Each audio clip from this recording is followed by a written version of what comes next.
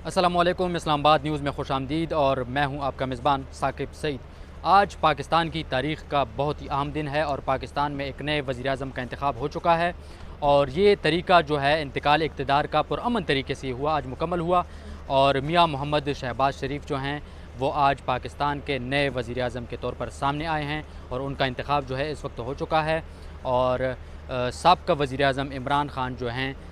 वो अदम एतमाद की तहरीक की वजह से अपना इक़्तिदार जो हैं वो खो चुके हैं। तो मैं आपको पूरे दिन की तफ़सीलात जो हैं वो मैं आपको बताता चलूँ, चूँकि सुबह से हम ये सारा मामला जो है पार्लियामेंट में कवर करते रहे हैं। जब पार्लियामेंट का इजलास 2 बजे शुरू होना था तो उससे पहले पीटीआई का जो पार्लिमानी पार्टी का इजलास था वो हुआ। उसके बाद अपोजिशन जमातों का जो मुश्तरका पार्लिमानी पार्टी इजलास था वो हुआ। लेकिन पीटीआई का जो पार्लिमानी पार्टी का इजलास था उसकी अहमियत ज़्यादा इसलिए थी कि उसमें पीटीआई के अरकान की जानिब से इस्तीफ़े देने का फ़ैसला जो था वो होना था। बहुत से अरकान ने जो है उसमें इस ऑप्शन की मुखालफत की कि हमें इस्तीफ़े नहीं देने चाहिए, बल्कि हमें अपोजिशन में रहकर, पार्लियामेंट में रहकर अपनी आवाज़ जो है वो बुलंद करनी चाहिए और अपोजिशन करनी चाहिए। ताहम फवाद चौधरी उन अरकान में शामिल थे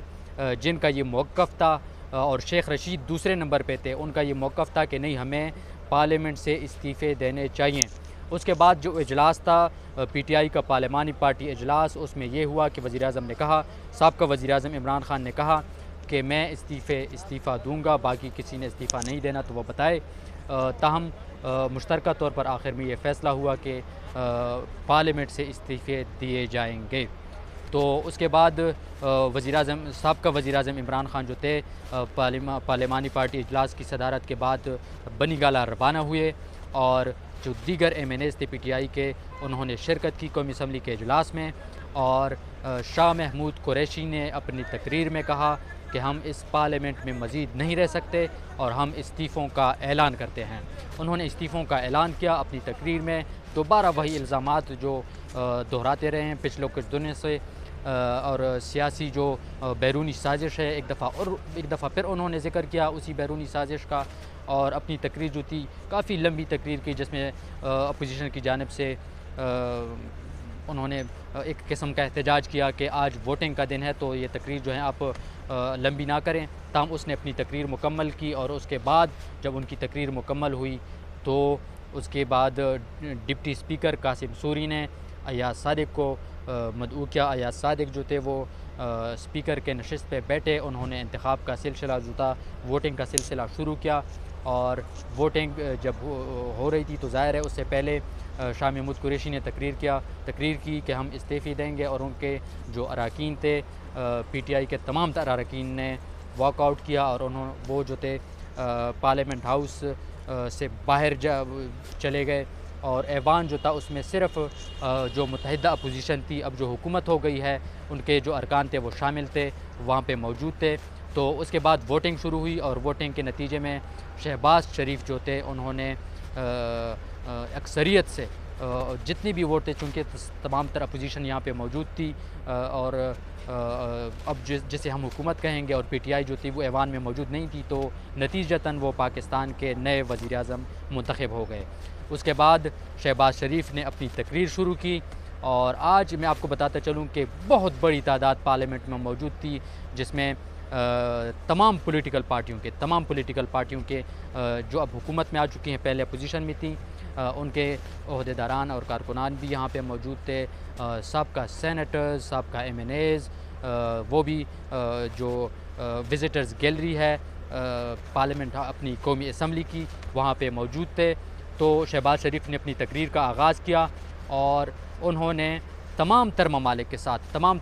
के साथ अच्छे ताल्लुकात रखने की एक दफ़ा फिर बात की। कश्मीर का ज़िक्र किया उन्होंने, फ़लस्तीन का ज़िक्र किया, सऊदी अरब का, तुर्की का और अमेरिका, बरतानिया, इन तमाम तर ममालिक के हवाले से उन्होंने बात की कि हम उनके साथ अच्छे ताल्लुकात रखेंगे और बराबरी की सतह पे ताल्लुकात रखेंगे। दूसरी बात जो उन्होंने की कि हमें, जिस पे शहबाज शरीफ ने ज़ोर दिया,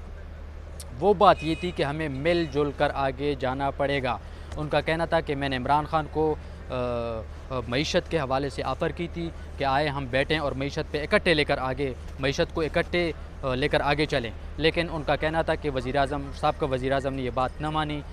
تو اب یہ ہے کہ تمام تر جو جماعتیں ہیں میں چاہتا ہوں کہ ان کو اپنے ساتھ لے کر چلوں، لیکن ہم اپنی محنت جاری رکھیں گے۔ ان کا یہ بھی کہنا تھا کہ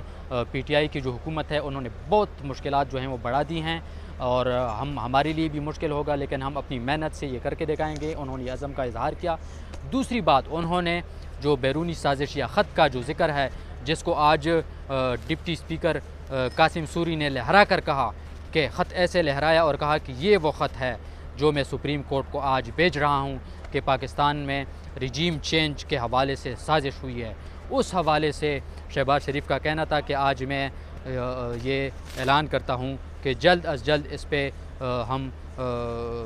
جو نیشنل سیکیورٹی کمیٹی ہے اس کی میٹنگ بلائیں گے اور اس کے حوالے سے بات کریں گے۔ اگر ذرہ برابر بھی اس میں کوئی ایسی بات ہوئی ہو جو جس میں بیرونی سازش کے تحت ہمارا کوئی عمل دخل ہو تو میں اسی دن حکومت چھوڑ دوں گا اور میں ریزائن کر دوں گا۔ یہ بہت بڑی آفر ہے آج شہباز شریف کی۔ اس کے بعد انہوں نے کہا کہ جتنی بھی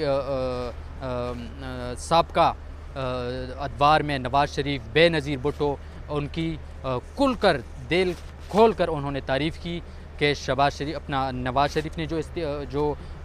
منصوبے شروع کیے وہ اچھے طریقے سے مکمل ہوئے۔ اس کے بعد انہوں نے بے نظیر کارڈ کے حوالے سے بات کی کہ ہم اس کو جاری رکھیں گے اور جو بھی منصوبے ہیں ہم ان کو جاری رکھنا چاہتے ہیں، اور ہم سی پیک کے حوالے سے انہوں نے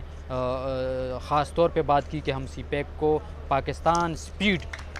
سپیڈ کا انہوں نے ذکر کیا کہ پاکستان سپیڈ کے ساتھ ہم تمام تر جو منصوبے ہیں ان پہ کام کریں گے۔ اچھی شروعات ہیں آج شہباز شریف کی۔ تو ان کی دوسری جو اہم بات ہے، انہوں نے کہا کہ ہم قیمتیں کوشش کریں گے کہ مختلف چیزوں کی اشیاء خورد و نوش کی قیمتیں جو ہیں ان کو نیچے لائیں، اور ڈالر کے حوالے سے انہوں نے کہا کہ ڈالر کی جو قدر ہے وہ کچھ دنوں میں کم ہوئی ہے، تو ہم کوشش کریں گے۔ اس حوالے سے بھی معیشت کے حوالے سے انہوں نے بات کی۔ دوسرا انہوں نے کہا کہ انہوں نے اعلان کیا 10% جو تنخواہیں ہیں یا پنشن ہیں انہوں نے کہا کہ وہ بڑھائیں گے، انہوں نے اعلان کیا اس حوالے سے۔ تو جو جتنی بھی سرکاری ملازمین ہیں ان کے لیے خوشی کی خبر ہے، کیونکہ جس طرح کی مہنگائی ہے آج کل پاکستان میں، تو ان کے لیے ایک سکھ کا سانس وہ لے سکیں گے اس حوالے سے۔ اور آخر میں شہباز شریف نے تمام تر جو ان کی اتحادی پارٹیاں ہیں ان کا انہوں نے شکریہ ادا کیا۔ تمام تر جو پیپلز پارٹی، MQM، اس کے بعد اختر مینگل صاحب کی جو پارٹی ہے Balochistan national party BNP Mengal, اس کے علاوہ BAP یعنی بلوچستان عوامی پارٹی، ANP کے امیر حیدر خان ہوتی کا انہوں نے شکریہ، بلاول بھٹو کا انہوں نے شکریہ ادا کیا۔ اور اس خطاب میں اہم بات یہ تھی کہ شہباز شریف نے یہ بار بار کہا، انہوں نے یہ بار بار کہا، اسپیشلی میں بول رہا ہوں، انہوں نے مولانا اسد محمود جو JUIF مولانا فضل الرحمان کے بیٹے ہیں ان کا بھی انہوں نے ذکر کیا، اور انہوں نے بار بار اس بات کا ذکر کیا کہ ہم اتحاد اور مل کر ان تمام فیصلوں پہ آگے بڑھیں گے اور کوشش کریں گے کہ یہ جو مشکلات ہیں پاکستان کے لیے کم کریں۔ اوورال شہباز شریف کا جو آج کا پہلا خطاب تھا پاکستان کی یکجہتی کے لیے یا سیاسی پارٹیوں کے یکجہتی کے حوالے سے جو انہوں نے بات کی، میں سوچتا ہوں کہ ایک اچھا اپروچ ہے، کیونکہ جمہوریت میں آپ کو ایک قسم کا ایک فرینڈلی انوائرنمنٹ جو ہے وہ ضروری ہے۔ جس طرح کی چیزیں آج کل پاکستان میں یا جو یہ روایات جو ہیں ان کا جو حالت ہے، ان کی جو حالت ہے وہ ہمارے سامنے ہے۔ تاہم آج ایک اچھی روایت یہ ہوئی کہ ایک آئینی اور قانونی طریقے سے ایک نئے وزیر اعظم کا انتخاب ہوا، اور سابقہ وزیر اعظم عمران خان جو ہیں ان کا اقتدار جو ہے اس وقت ختم ہو چکا ہے، اور پاکستان ایک نئے وزیر اعظم شہباز شریف کے ہاتھوں میں ہے۔ اور اب ہم دیکھیں گے کہ جو کچھ عرصہ رہتا ہے شہباز شریف اس میں کس سپیڈ سے کام کرتے ہیں، آیا وہ پرفارم کرتے ہیں یا خدا نخواستہ اس لیے میں کہہ رہا ہوں کہ جو بھی پارٹی ہو وہ پاکستان کی پارٹی ہے، ہم چاہتے ہیں کہ وہ اچھی طرح سے پرفارم کریں۔ دوسری جانب PTI کی جو استعفوں کا معاملہ ہے، اب دیکھنا پڑے گا کہ اب یہ منظور ہوتے ہیں، قاسم سوری اس کو منظور کرتے ہیں، اگلا جو اجلاس ہوگا قومی اسمبلی کا وہ خود چیئر کریں گے، وہ منظور کریں گے نہیں کریں گے، جو بھی سچویشن بنتی ہے ابھی کافی ٹائم ہے، اب ہم آپ کو مزید اپڈیٹ کرتے رہیں گے، لیکن اسلام آباد نیوز کو